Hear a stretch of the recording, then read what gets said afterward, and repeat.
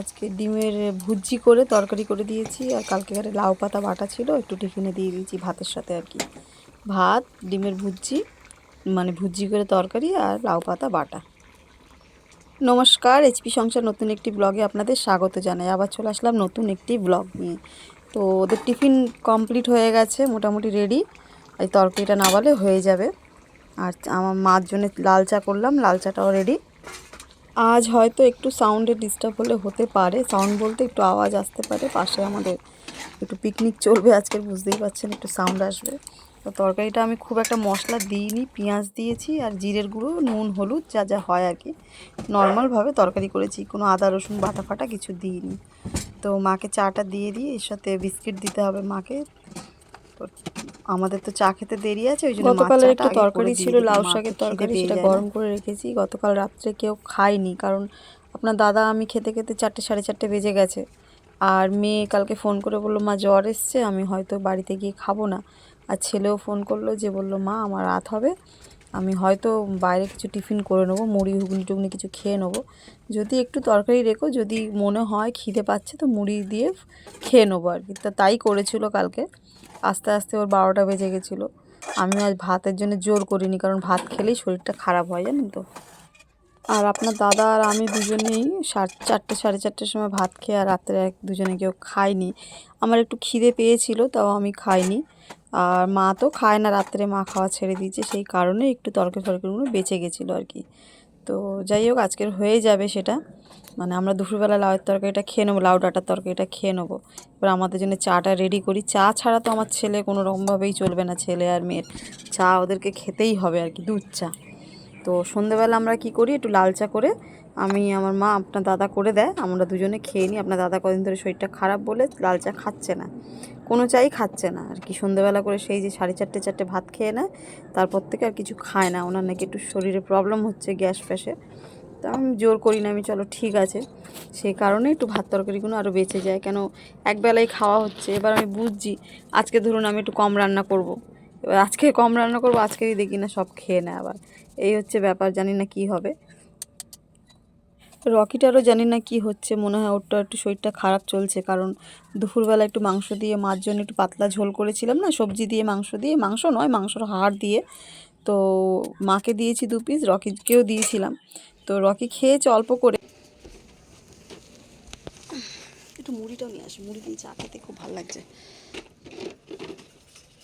বসে পড়, বসে পড়।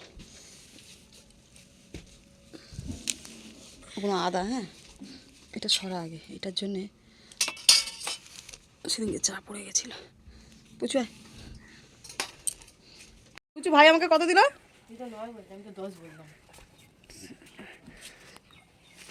মাকে ঠকাচ্ছিস, শেষ বেশ। আমি মুছে দিয়েছি।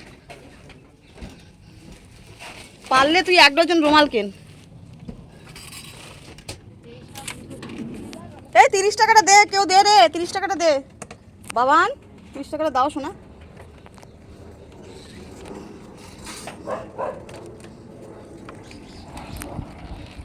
টাকা দিবি কি 5 টাকা দিবি জানি না,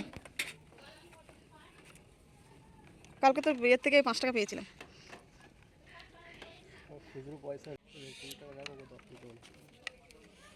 জোরে বল, এ পুচু, পুচু রে, তোকে 10 টাকা দিতে বললো ভাই। হ্যাঁ,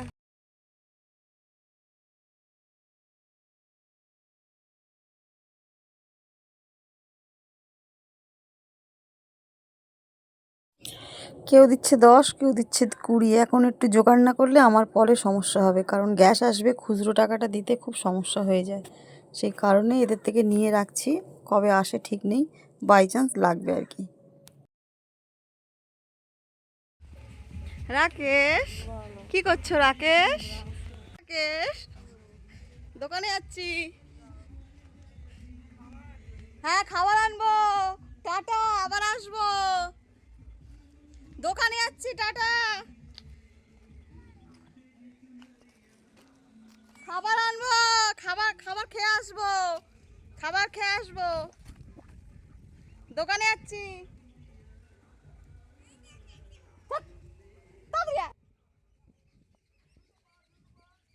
যেই বলেছি দোকানে যাবো আমার নাতিটা একদম দৌড়ে আসছে, দেখুন দোকানে যাবে বলে। ওর জন্য দাঁড়িয়ে আছি, ওকে না নিয়ে গেলে কান্নাকাটি করে, বুঝলেন। তো যাই হোক, দোকানে একটু গেছিলাম এই কারণেই যে রকির জন্য একটু দই আনতে গেছিলাম, আমার মনে ছিল না। দইটা নিয়ে আসলাম, ওকে রকিকে একটু দই দিয়ে ভাত দেবো, ওর পেটটা মনে হয় গরম হয়েছে। সাউন্ড আসবে আজকে, পাশে সব পিকনিক করছে,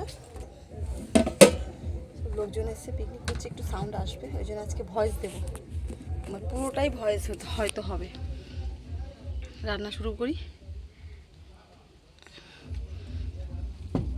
তো আমার স্নান হয়ে গেছে, মারও হয়ে গেছে স্নান, আমার কাজকর্ম সমস্ত কমপ্লিট। এবার রান্নার দিকে গেলাম। এবার একটু পাউরুটি নিয়ে এসেছি দোকান থেকে দুজনের জন্য, মার জন্য আর আমার জন্য। একটু সেঁকে নিই, সেঁকে মাকে খেতে দিয়ে তারপর আমি খাবো। খেয়ে দিয়ে রান্নার জোগাড়ে বসবো, যেহেতু আজকে তাড়া নেই, আমার সমস্ত মোটামুটি অনেক কাজ হয়ে রয়েছে, আর রান্নারও সেরকম ঝামেলা নেই আজকে, জানেন তো, ঝটপট হয়ে যাবে। মা খুব ডিম চাইছে কদিন ধরে, মাকে ডিম দেওয়া যাবে না, কেন দুদিন মাংস খেয়েছে, ডাক্তার মাছ মাংস এমনিতে ওনাকে খেতে বারণ করেছে। তো পুদিনা ধনেপাতার চাটনি ছিল, সেই পকোড়া করা হয়েছিল না, সেই চাটনিটা আজকে সকাল অবধি আছে আর কি। কেন জল রাখলাম?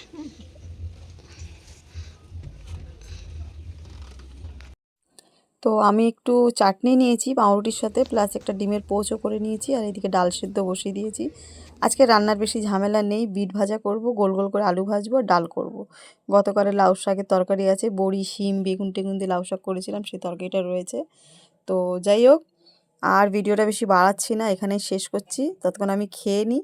যদি ভিডিওটা ভালো লেগে থাকে তো লাইক কমেন্ট শেয়ার করে সাবস্ক্রাইব করে পাশে থাকবেন, আর যদি না ভালো লেগে থাকে স্কিপ করে চলে যাবেন, কেমন। তো আরেকটা গুরুত্বপূর্ণ কথা, সবাই সুস্থ থাকবেন, সাবধানে থাকবেন, ভালো থাকবেন। আর এই চাটনিটা না আমার খুব পছন্দ হয়েছে, জানেন তো, ভালো লেগেছে, খুব টেস্টি হয়েছে আর কি। তো আসছি, আবার দেখা হবে পরের ব্লগে, কেমন। ততক্ষণ সবাই ভালো থাকবেন কিন্তু। টাটা, রাখি, আবার আসছি।